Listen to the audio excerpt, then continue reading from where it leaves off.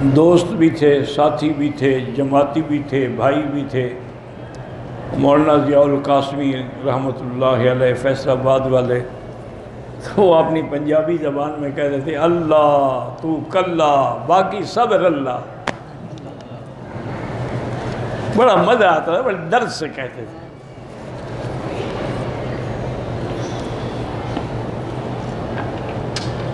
کہتے ہیں جی کہ قرآن و حدیث کی روشنی میں یہ بتائیں کہ مردوں کو عذاب قبر میں ہوتا ہے یا علیین اور سجین میں ہوتا ہے۔ یہ کوئی نیا مسئلہ نہیں ہے، یہ بڑا پرانا مسئلہ ہے جس پہ آج تک اللہ کا شکر ہے کہ مولوی لڑ رہے ہیں، اور لڑتے لڑتے ہی مر جائیں گے انشاءاللہ، کیونکہ سب میں صلح ہو سکتی ہے، مولوی میں نہیں ہو سکتی۔ انا للہ و انا الیہ راجعون۔ میرا بھائی گزارش یہ ہے کہ تم کیسے مانو گے؟ سب سے پہلی بات تو یہ ہے کہ اللہ کا قرآن ہے کہ مرنے کے بعد فرعون اور اس کی جو جماعت تھی ان کو روزانہ عذاب پیش کیا جاتا ہے۔ النار یعرضون علیہا غدوا وعشیا ویوم تقوم الساعۃ ادخلوا آل فرعون اشد العذاب۔ درمیان میں واہ ہے، عطف ہے، تو عطف اور معطوف علیہ میں معایرت ہوتی ہے، معنی یہ ہے کہ وہ عذاب الگ ہوگا، یہ عذاب الگ ہے۔ اس پہلے عذاب سے مراد قبر کا عذاب۔ دوسری ہمارے پاس سب سے بڑی گواہی جو ہے وہ امام الانبیاء کی ہے، جس کو خود اللہ نے شاہد بنا کے بھیجا ہے کہ ارسلناک شاہدا ومبشرا ونذیرا۔ حضور دو قبروں پہ گزرے فمر بقبرین فقال انہما یعذبان، ان پہ عذاب ہو رہا ہے۔ تو آپ قبر پہ کھڑے تھے یا سجین پہ کھڑے تھے یا علیین میں کھڑے تھے؟ خدا کا خوف کرو۔ اتنی وضاحت کے باوجود بھی تمہیں اعتماد نہیں آتا۔ حضور نے فرمایا انہما یعذبان، ان دو قبر والوں کو عذاب ہو رہا ہے، اور آپ نے یہ بھی بتا دیا کہ کیوں ہو رہا ہے۔ آپ نے فرمایا کہ احدہما لا یستتر عن البول، ایک کو بیماری تھی پیشاب کی، ان کے قطروں سے نہیں بچتا تھا، اگر کپڑوں پہ لگ گیا، بدن پہ لگ گیا تو نہیں دھوتا تھا، اس وجہ سے عذاب میں ہے۔ والآخر انہ یاتی بالنمیمہ، اور دوسرا جو ہے وہ چغل خور تھا۔ تو اب حضور خود فرما رہے ہیں، قبر پہ کھڑے ہیں، اور فرمایا انہما، ان دونوں پر، اس سے بڑی گواہی میرے پاس تو کوئی نہیں ہے۔ پھر حضور پاک نے حکم دیا صحابی کو، وہ سامنے جو کھجور ہے اس کی ایک چھڑی کاٹ کے لے آؤ۔ وہ چھڑی کاٹ کے لے آئے تو آپ نے اس چھڑی کو ایسے چیر کے دو حصے کیا، ایک اس قبر پہ لگا دی، ایک اس قبر پہ لگا دی۔ فرمایا کہ جب تک یہ سبز رہے گی اللہ کا ذکر کرے گی، کیونکہ درختوں کا سبزہ بھی ذکر کی وجہ سے ہے، جب ذکر نہیں کرتے ان پر بھی موت آ جاتی ہے۔ جیسے بندے کی زندگی بھی ذکر سے ہے، ذکر نہ کرے تو گویا وہ میت ہے۔ تو بہرحال اتنی بڑی دلیل کے بعد تمہیں اور پتہ نہیں کیسی دلیل چاہیے۔ اسی طرح ایک دفعہ حضور گزرے، 7 قبریں تھیں، فرمایا ان کو عذاب ہوا، انہوں نے کہا ہاں جی یہ کافروں کی قبریں ہیں۔ اسی طرح صحیح حدیث ہے کہ حضور خود قبر پہ بیٹھے ہیں جنت البقیع اور غرقد میں، اور فرمایا سبحان اللہ۔ صحابہ ڈر گئے، انہوں نے کہا رسول اللہ کیا بات ہے؟ فرمایا کہ میں قبر پہ بیٹھا ہوں، میرے صحابی کو قبر نے پکڑ لیا، زغطۃ القبر آ گیا۔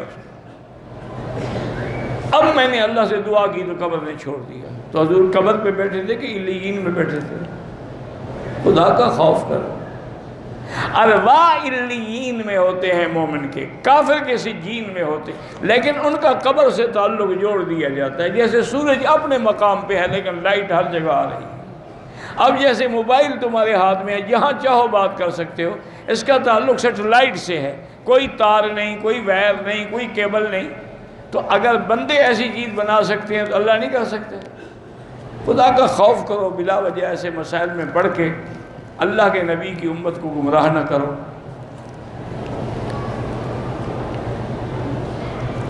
عمرہ شروع کرنے سے پہلے عورت کو حیض آ جائے، عمرہ نہیں ہو سکتا جب تک حیض ہے۔ بیٹی اتنا تو آپ بھی جانتی ہیں کہ آپ ناپاک ہو گئی، مسجد میں کیسے آئیں گی، طواف کیسے کریں گی؟ اتنا عقل تو تمہیں بھی ہے۔ جب پاک ہو جاؤ اچھی طرح، دن گزر جائیں، غسل کر کے پھر عمرہ کرو، اس کا کوئی فرق نہیں پڑتا، جو نیت کی یہی کافی ہے۔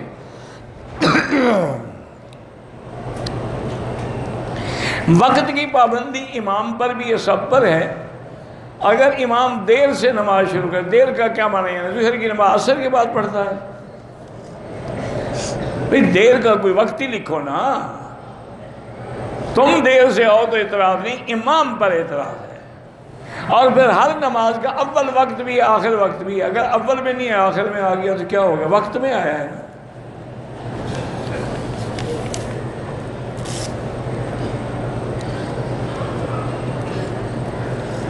بہرحال مجھے خواب کا کوئی پتہ نہیں، اللہ کسی اور عالم بزرگ سے پوچھیں جن کو تعبیر خواب سے تعلق ہو۔ 2 دن پہلے جدہ سے آیا ہوں، مسجد عائشہ سے احرام باندھ کے عمرہ کر سکتے؟ ہاں جی کر سکتے ہیں۔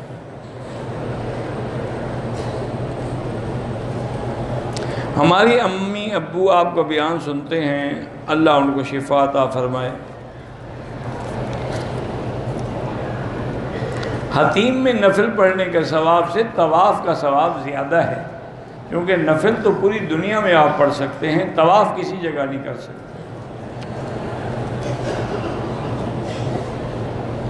بہرحال عورتیں مرد زیادہ ہوتی ہیں تو کوئی نہیں، جب موقع بھی دے پڑھو۔ تم بھی رش کے وقت میں نہ پڑھو، رات کو 12 بجے کے بعد آئیں تو رش نہیں ہوگا۔ میت کو غسل دینے کا بھی ثواب ہے۔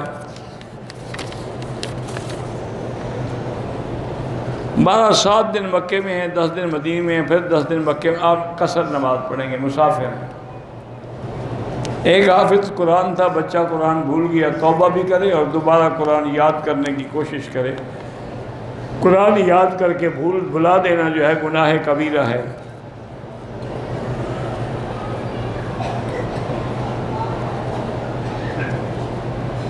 عمرہ کمیٹی شروع ہوئی ہے، غریب آدمی ماہانہ ادا کرتا ہے، آدھی رقم چلی جاتی ہے، نصف رہتی، مجھے نہیں پتہ یہ کیا چکر ہے۔ محمد شفیع سکھر سے سلام کہتے ہیں، بڑی مہربانی والسلام۔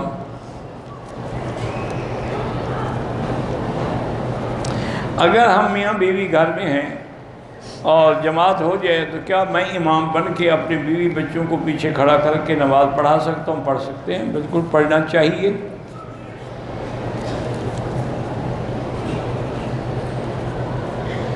کسی جگہ نمازوں کی قضا دے سکتے، جہاں موقع ملے قضا کرو۔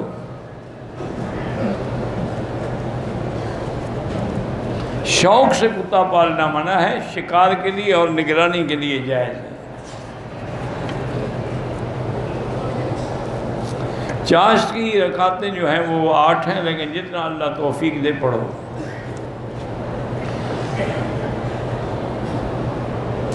فجر کی سنت میں شک ہے کہ 1 رکعت پڑھی یا 2، تو سورج نکلنے کے بعد پڑھ لو۔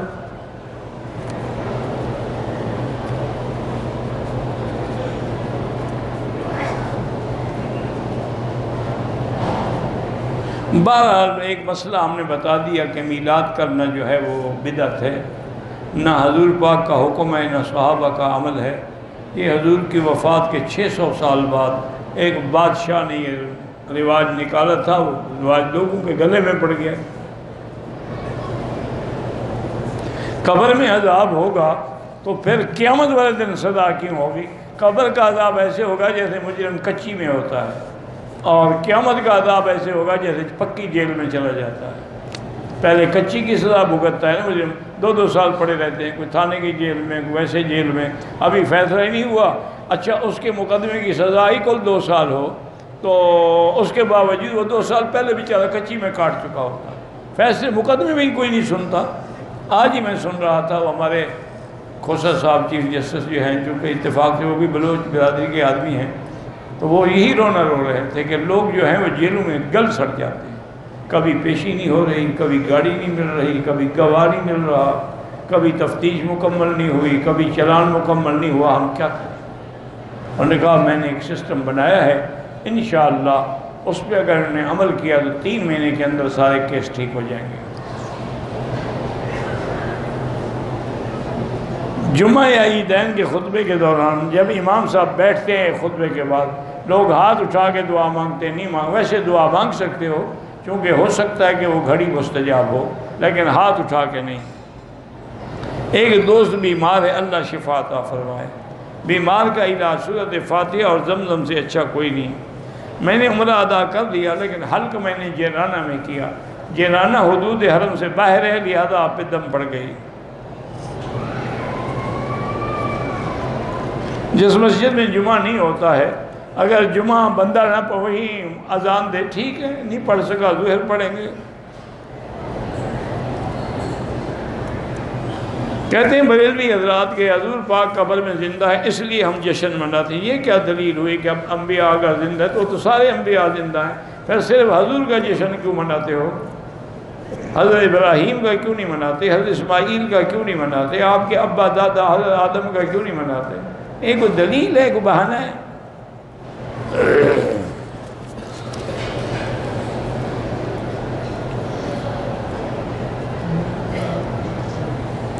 میں نے بیوی کو دھمکی دی کہ اگر فلاں عورت سے میں نے شادی نہ کی تو تمہیں طلاق، تو بہرحال حنفی مسلک میں تو کرو گے تو طلاق ہو جائے گی، نہ تو باقی اماں کہتے ہیں یہ قسم ہے، بس کفارہ دے دے اور توبہ کرے۔ استخارے کا معنی ہوتا ہے کسی خاص کام کے لیے، یہ نہیں کہ سارا دن کیا کروں۔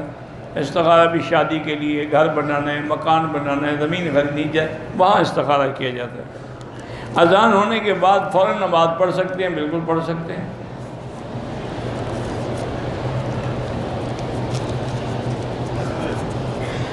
حی علی الفلاح تو مد نہیں کرنی چاہیے۔ میرے لیے دعا کریں کہ میرا گھر جو ہے اللہ کرے میں درسگاہ بنا لوں اور اللہ کی توحید بیان کروں، اللہ قبول فرمائے۔ جب نیت صحیح ہو نا تو اسباب خود خدا پیدا کر دیتے ہیں۔ لڑکی کا نام انن مجھے نہیں پتا انن کیا بلا ہوتا ہے۔ اولاد کو نماز کا پابند بنائیں، نمازی لوگوں کی صحبت میں بٹھائیں، ان کو علماء کے درس سنائیں، ان کو صحیح مسجد کے امام جو ہیں ان کے پاس لے جائیں، گھر میں ان کو تربیتی کتابیں سنائیں، فضائل نماز، فضائل روزہ۔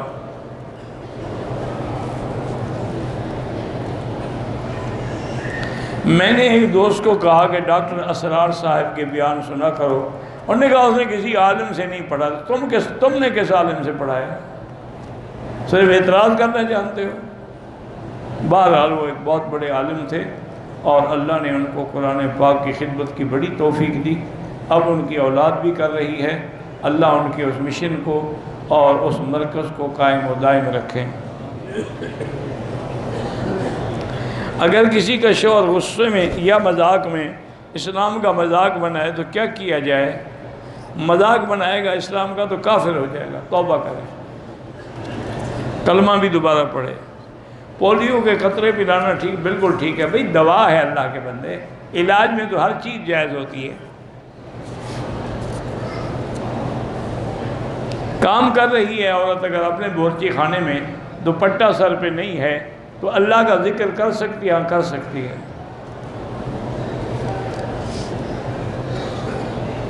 کسی انسان کا دین میں بھی کام نہیں لگتا، کسی دنیا کے کام میں بھی کا دل نہیں لگتا، اس کے لیے کہیں 2 رکعت نماز پڑھ کے دعا کیا کریں۔ سنت نماز پڑھتے وقت تیسری رکعت میں سورت نہیں پڑھی، سجدہ کرے ورنہ نماز نہیں ہوگی۔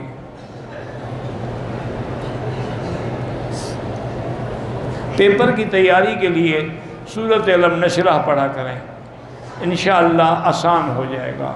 باقی بھول جاتے ہیں تو یا قوی یا متین پڑھ کے دعا کیا کریں۔ پرویز نام نہیں رکھنا چاہیے۔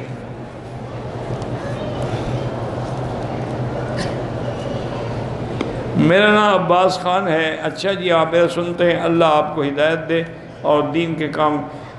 ناف کے نیچے ہاتھ باندھنا بالکل سنت ہے۔ حضرت علی کی حدیث ہے، آپ نے فرمایا من السنتی وضع الیمین علی الشمال تحت السرۃ۔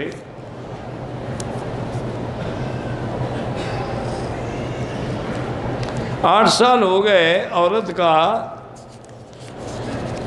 شوہر مر گیا، دوسری شادی کرنی چاہتی ہے، بالکل کرے، بھائیوں کو چھوڑے، مقامی قاضی کے پاس یا حاکم کے پاس جا کے درخواست دے اور شادی کرے۔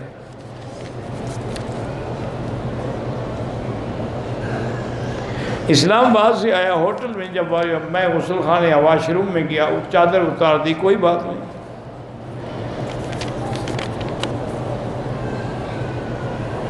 ایک آدمی پاکستان سے عمرے کے لیے آیا، احرام مسجد عائشہ سے باندھا، دم پڑ گیا اور عمرے سے بھی محروم ہو گیا۔ اصل عمرہ تو اس کا وہی تھا جو اپنے ملک سے کرتا ہو۔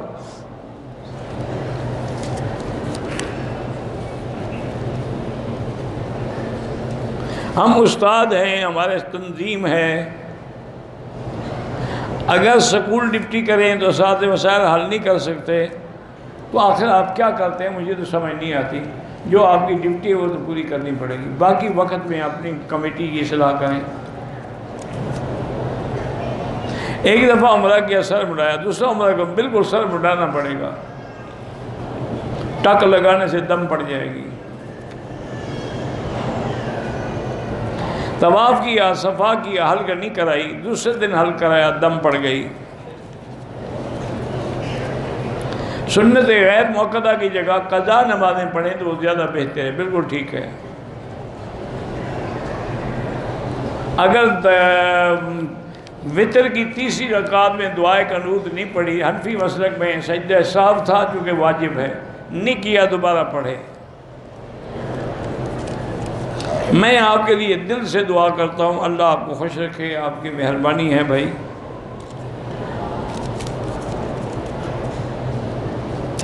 عمرے پر جب آتے ہیں جو ہم سے وہ ٹریول ایجنٹ معاہدہ کرتے ہیں، یہاں وہ پورا نہیں کرتے تو آپ حج منسٹری کو ان کے خلاف شکایت کریں۔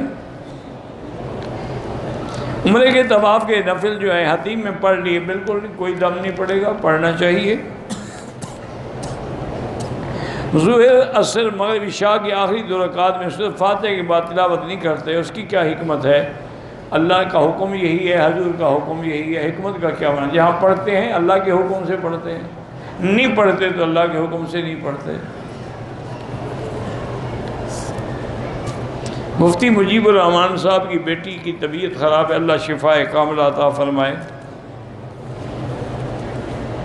ہاں، اگر مٹی کا ڈھیلا ہو تو پہلے اس سے آدمی خشک کرے بدن، پھر پانی سے استنجا کرے۔ اگر نہ ہو تو ٹیشو استعمال کر لے، ٹیشو بھی نہ ہو تو صرف پانی سے کرے۔ حرم کے باہر جو کھانے تقسیم ہوتے ہیں، اگر آپ غریب ہیں تو لے لیا کریں، امیر ہیں تو نہ لیا کریں۔ 6 بیٹے ہیں، 6 بیٹے 4 بیٹیاں ہیں، اللہ سب کو اچھا بنائے۔ اللہ جن کی اولاد نہیں ان کو اولاد عطا فرمائے، جن کی اولاد ہے ان کی اولادوں کو صالح بنائے۔ 12 حنفی مسلک میں رفع یدین نہ کرنے کی حدیث زیادہ قوی ہے کہ اس کا راوی عبداللہ بن مسعود ہے رضی اللہ عنہ۔ اجوا کھجور بہرحال پہلے تو ہم نے یہی سنا تھا کہ صرف مدینہ پاک میں پیدا ہوتی ہے، اب معلوم ہوا ہے کہ اور شہروں میں بھی ہو جاتی ہے۔ جمعہ کی مبارک دیتے ہیں، یہ تو بدعت ہے، کوئی جمعہ کس بات کی مبارک؟ ویسے جمعہ خود مبارک دن ہے۔ حدیث سے ثابت ہے کہ مسجد عائشہ سے عمرہ حضور کا حکم ہے۔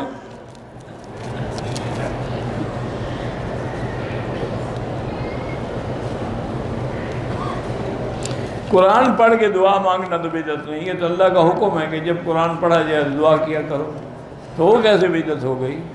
اور الرحمن کا تو نام ہی عرائس القرآن ہے کہ وہ قرآن کی دلہن ہے۔ حضور سورۃ یاسین پڑھتے تھے، سورۃ ملک پڑھتے تھے، سورۃ واقعہ پڑھتے تھے، اس کا کیا مطلب ہے؟ یہ کیسے بدعت ہو گئی؟ اکثر میں سعودی نفل یا سنن وغیرہ پڑھتا ہوں، مجھے میرے ساتھ نماز میں شام، ہاں ان مسئلہ یہ ہے کہ صلاۃ المفترض خلف المتنفل، کہ فرض والا کسی نفل والے کے پیچھے کھڑا ہو جائے، ان کے نزدیک جائز ہے، حنفی مسلک میں جائز نہیں ہے، ہم حنابلہ کے نزدیک جائز ہے۔ میں احرام میں تھا، ہاتھ پہ چوٹ لگ گئی، میں نے پٹی لگائی، خون بند کیا، وضو کیا، میرے لیے تھوڑا خون لگا ہے، کوئی بات نہیں، مجبوری ہے، خون بند نہ ہو تب بھی نماز پڑھو گے۔ یوسف صاحب کو کینسر کی تکلیف ہے، اللہ شفا عطا فرمائیں۔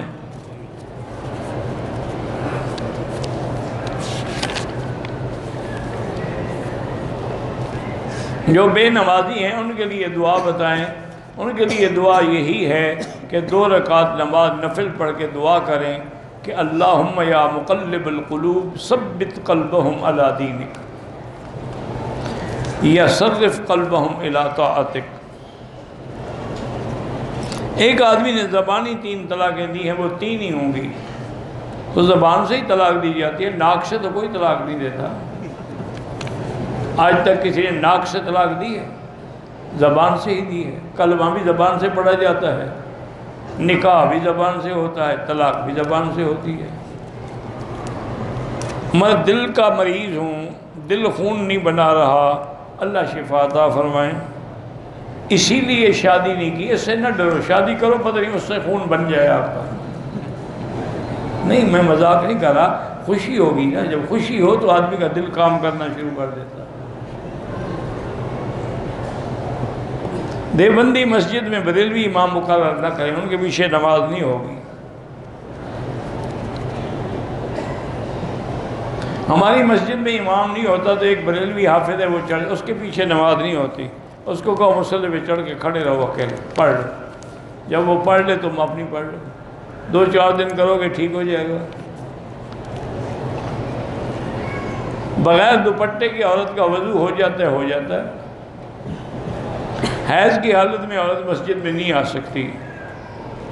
فیملی میں رشتہ کریں، بالکل زیادہ ثواب ہے۔ صلہ رحمی کا حکم ہے کہ من وصل کہ وصلتہ ومن قطع کہ قطعتہ۔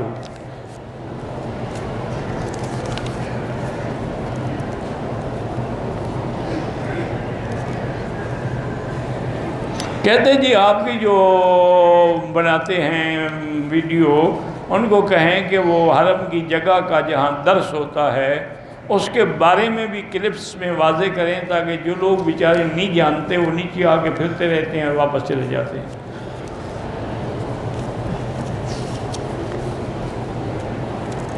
لیکوریا کے ساتھ کپڑوں کو لگ جائے نماز ہو جاتی ہے، لیکن کوشش کیا کرو کہ نماز کے لیے الگ کپڑا رکھ لو، اور پھر پیمپر وغیرہ پہن کے وہ کپڑے پہن لیے، نماز پڑھ لی، پھر اتار دیا۔ عورت نے اگر میاں بیوی ملے ہیں، جنابت کی حالت میں ہے، غسل نہیں کیا، بچہ رونے لگ جائے، دودھ دے سکتی ہے؟ ہاں دے سکتی ہے، لیکن افضل یہ ہے کہ کم از کم وضو کر لے۔ مولانا خضر حیات اور قاری امجد حسین پشاور سے سلام کا علیہم السلام۔ شوہر بیوی کا ہاتھ پکڑ کر عمرے کا طواف کر سکتا ہے؟ کیوں نہیں کر سکتا؟ اس کی بیوی ہے۔ مسجد میں نماز جنازہ جائز ہے، بہتر ہے کہ مسجد میں نہ پڑھی جائے۔ یہاں تو مجبوری ہے کہ پورا مکہ مسجد الحرام ہے، تو کہاں لے جائیں جنازہ؟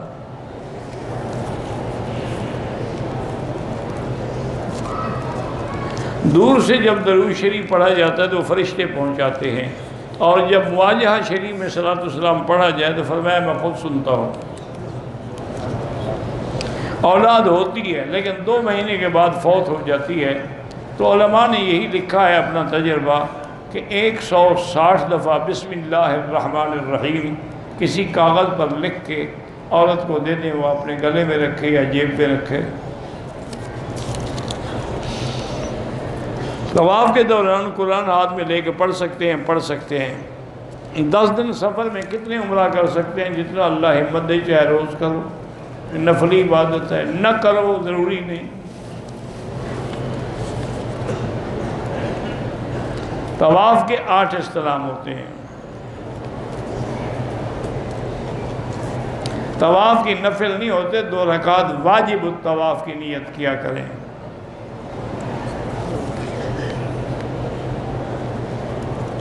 حرم میں یا کہیں بھی سامنے جنازہ ہو، اب پتہ ہی نہیں ہے کہ بالغ مرد ہے یا عورت ہے، جو امام کی نیت ہے وہی ہماری نیت ہے۔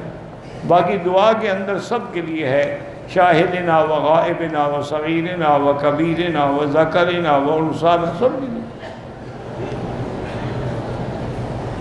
حتیم میں 2 رکعت واجب، تو بالکل اللہ کے بندے، اگر مقام ابراہیم کے پیچھے جگہ نہ ہو تو دوسرا مقام ہی حتیم ہے کہ وہاں آگے 2 رکعت واجب الطواف پڑھی جائے۔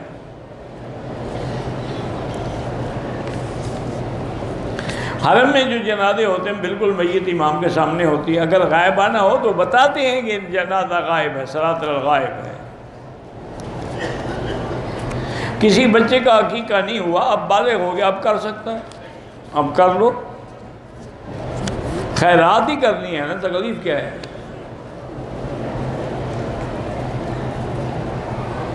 مدینہ شریف میں اگر کوئی گھڑی خریدی اور وہ 2 نمبر ہو تو کہہ سکتے ہیں کہ 2 نمبر، ہاں کہہ سکتے ہیں۔ منافق کو منافق ہی کہیں گے، کافر کو کافر کہیں گے، مسلمان کو مسلمان کہیں گے، گھی کو گھی کہیں گے، ڈالڈا کو ڈالڈا کہیں گے۔ اس میں کیا ہے؟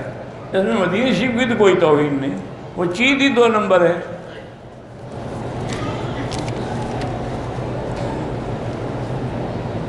بہرحال جنت البقیع میں جو لکھا ہو تم جانو وہ جانے، آپ قرآن پڑھ کے جو لوگ فوت ہو گئے ان کو ثواب بھیج سکتے ہیں۔ وہ اس لیے لکھتے ہیں کہ ہمارے لوگ جو ہیں نا یہ بدعت کے بڑے شوقین ہیں، ان کو تھوڑی سی ڈھیل دے دو نا، ایک ایک قبر پہ بیٹھ کے یہ قرآن پڑھنا شروع کر دیں گے۔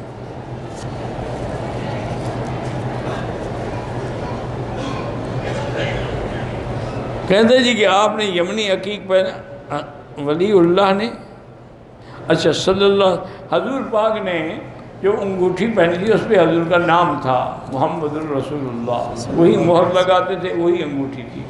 ایک حدیث میں ہے کہ آپ نے انگوٹھی پہنی ہے، فِسُّهُ حبشی، نگینہ جو ہے وہ حبش کے علاقے کا تھا، لیکن بعض محدثین فرماتے ہیں کہ حبش کی طرز کا بنا ہوا تھا۔ تو بہرحال عقیق پہنے کچھ پہنے وہ جائز ہے۔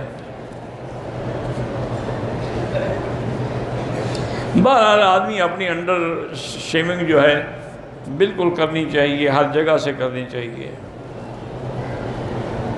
ایک آدمی نے تھکان کی وجہ سے عمرے کی چادریں اتار دی کہ کل عمرہ کروں گا، دم پڑ گئی، اسی میں سو جاتا، جناب تھک گیا تھا تو احرام کی چادریں باندھے رہتا، کپڑے نہ پہنتا، اسی میں لیٹ جاتا، دوسرے دن عمرہ کر لیتا۔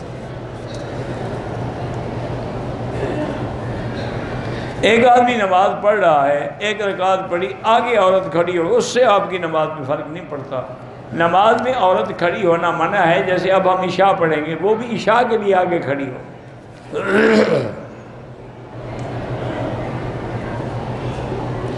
ہر مغرب عشاء کوئی بھی ہو، مغرب کی پہلی 2 رکعتوں میں تلاوت ہوگی، آخری رکعتوں میں صرف فاتحہ ہوگی۔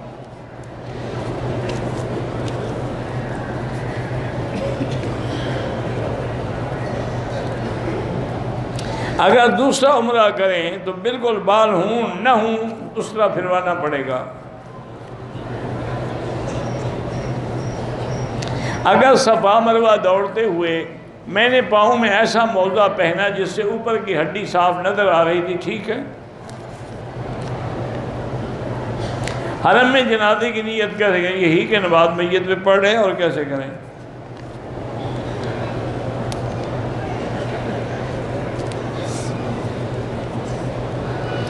کہتے ہیں جی کہ حدیث میں ہے کہ داڑھی بڑھاؤ اور مونچھیں کٹاؤ، بالکل ہے، لیکن وہاں یہ بھی تو ہے نا حدیث میں کہ حضور پاک یاخذ من اطراف لحیتہ من طولہ وعرضہ، حضور پاک بھی اپنی داڑھی کو نیچے سے بھی دائیں بائیں سے بھی کاٹتے تھے۔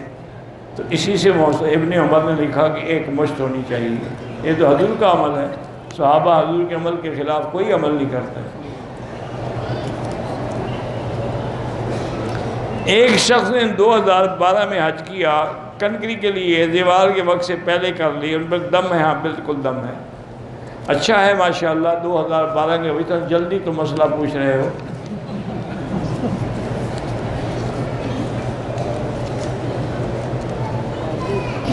ہمارا کسی مقصد میں پتہ نہیں کیا لکھا ہے آپ نے، 2 فوت ہو گئے، 1 علیحدہ ہو گیا، بار 1 کے لیے 1 عمرہ ہوتا ہے۔ کندھا نکالنا 7 چکروں میں ہے۔ میری والدہ نے 2 طواف کیے، ہم سے جدا ہو گئی، عمرہ پورا نہیں کیا، ہوٹل جا کے حرام کھول دیا۔ بہرحال اگر ابھی کچھ وقت نہیں گزرا، 2 4 6 گھنٹے گزرے، اس کو صفا مروہ کرا دو، بال بھی کٹوا دو۔ اگر 1 2 دن گزر گئے ہیں تو پھر دم پڑ جائے گی۔ میں نے کئی دفعہ بتایا کہ سورۃ الرحمن پڑھ کے دعا کریں۔ بہرحال طواف میں آپ کو بار بار وضو کی ضرورت، ایک دفعہ وضو کر لیا وہی کافی ہے۔ ڈکوریا والی عورت اگر عصر کو وضو کرے تو مغرب تک کافی ہے، طواف کرتی رہے۔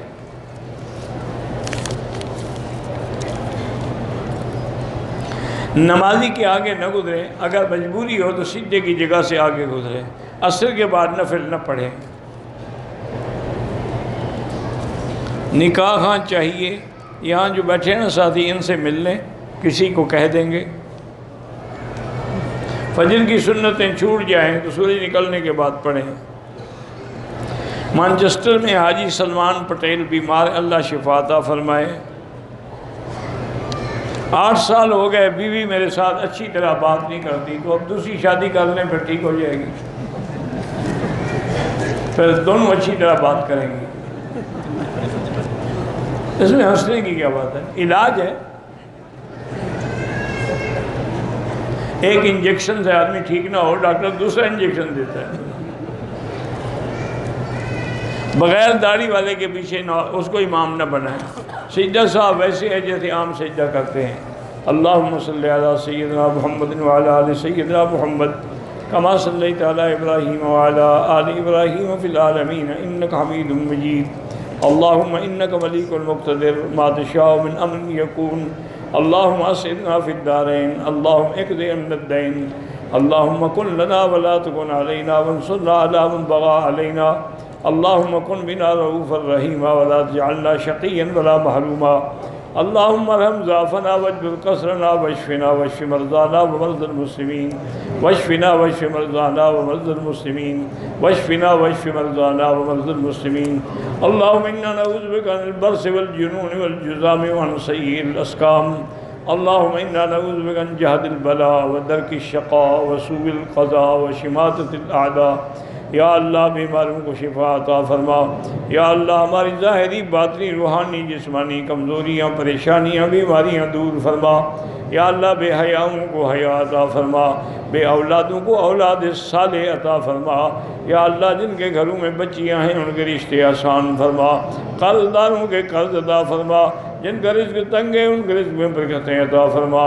پوری دنیا میں جہاں مساجد ہیں، مدارس ہیں، دین کے ادارے ہیں، تبلیغ کے ادارے ہیں، ان کی حفاظت فرما، یا اللہ پوری دنیا کے علماء حقہ کی حفاظت فرما، یا اللہ حرمین شریفین کو قیامت تک ہر فتنے سے محفوظ فرما، یا اللہ پاکستان کی حفاظت فرما، یہود ہنود اور قادیانیوں کے گٹھ جوڑ اور فتنے سے محفوظ فرما، یا الہ العالمین مسلمان کشمیر میں ہیں، فلسطین میں ہیں، حلب میں ہیں، ہند میں ہیں، عرب میں ہیں، عجم میں ہیں، افغان میں ہیں، ان کی جان مال آبرو عزت کی حفاظت فرما۔ ربنا تقبل منا انک انت السمیع العلیم وتب علینا انک انت التواب الرحیم۔ اللہم اجعل لنا وللمسلمین من کل ہم فرجا ومن کل ضیق مخرجا ومن کل بلاء عافیہ۔ صلی اللہ تعالی علی خیر خلقہ سیدنا محمد وعلی آلہ وصحبہ اجمعین۔